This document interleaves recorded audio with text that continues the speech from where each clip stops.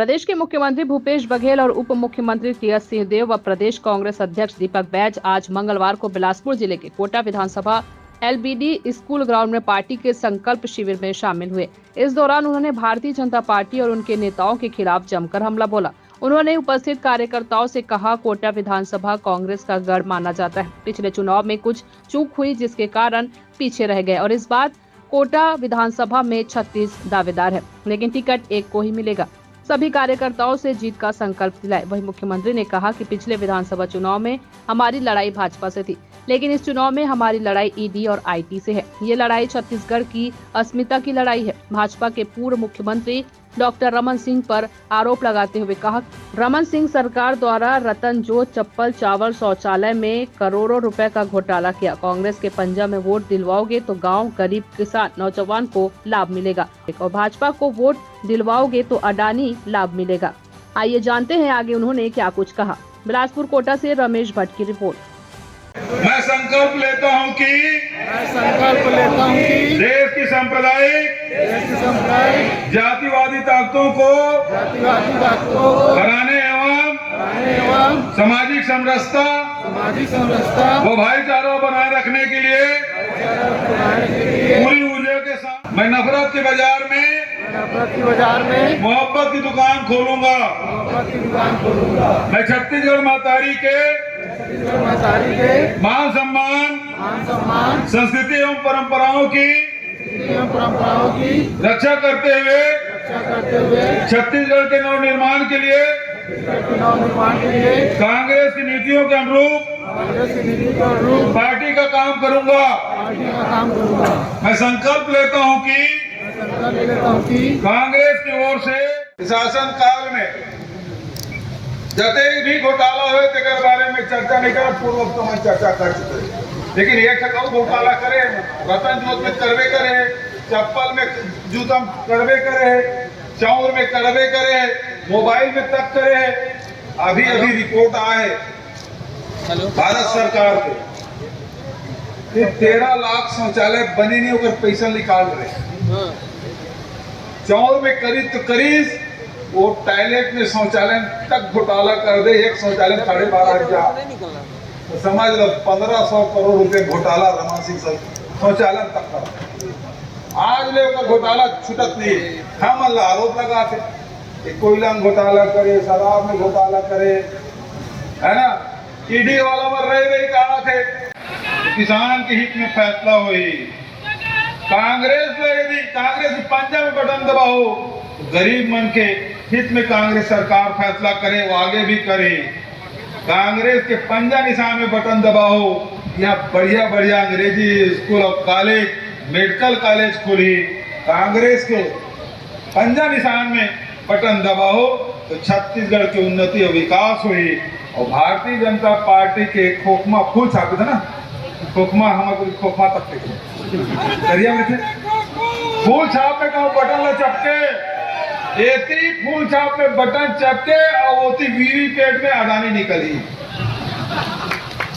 जब तक अडानी एसीसीएल बंद होने वाला कार के अडानी से एक शुरुआत कर रहे, नीलामी करे खदान अध्यक्ष समझ आते, लेकिन एसीसीएल की खदान अडानी जीते बर्दाश्त नहीं। एनएमडीसी खदान चला थे, लेकिन ओकर खदान यदि अडानी दी तो बर्दाश्त नहीं। तो अतके भला पूछ बचा रखना है, बहुत ज्यादा वो कहते नहीं है। एक आखिरी बात आप सबसे कह के अपन बात समाप्त करूं। ये लड़ाई बड़ी लड़ाई है। पिछले समय भारतीय जनता पार्टी से लड़े रहे, ये वक्त ईडी और आईटी तक आ गए, ओकरो से लड़ना है। वो आज ही ना घबराना नहीं है, डराना नहीं है, लेकिन संगवारी में मदद भी करना है। तो घर में नहीं आए, पड़ोस से हमारा कांग्रेसी कार्यकर्ता घर आए, तो दरवाजा अड़े रहना है जब तक कि ईडी वाले आईटी वाला नहीं जाएगा। और अंदर में कमाड़ा थे, पीटा थे, कोई तनाव तो नहीं है। एक ध्यान तो मतलब रखे लगी। अभी तो पाटन में खुश रहे, 23 तारीख मोर जन्मदिन के दिन। अभी चुनाव जैसे रखा जाए, वो बिलासपुर में हूँ घूम के दे रहे, कोटन कार्यकर्ता घर आई और मरवाही के कार्यकर्ता घर जाए।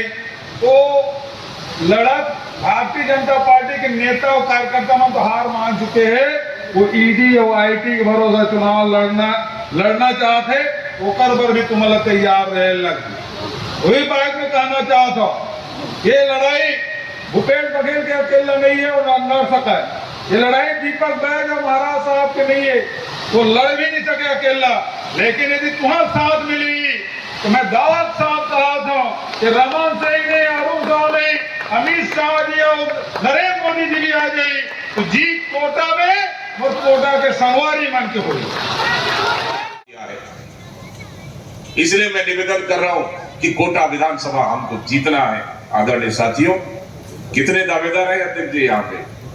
कितने लोगों का फार्म आया है? 34 आवेदन आया इस विधानसभा से। आपका हक और अधिकार है, मांगना चाहिए। हम लोगों ने तो ब्लॉक अध्यक्षों को पावर दे दिया है। माननीय मुख्यमंत्री जी जा रहे हैं, ब्लॉक अध्यक्ष का आवेदन जा रहे हैं, उप मुख्यमंत्री जा रहे हैं, ब्लॉक अध्यक्ष को आवेदन दे रहे हैं, कोई विधायक भी जा रहा है तो ब्लॉक अध्यक्ष का आवेदन दे रहे हैं, सब लोग ब्लॉक अध्यक्ष को दे रहे हैं। हम लोग ब्लॉक अध्यक्ष को पावर दे दिए। क्या परीक्षण करिए, देखिए और ऊपर आवेदन भेजिए। आदरणीय साथियों, 34 लोगों का आवेदन आया है। सब 34 लोग को पता है कि टिकट एक को मिलेगा, लेकिन बाकी सब मिलकर कांग्रेस को जिताने के लिए काम करना है।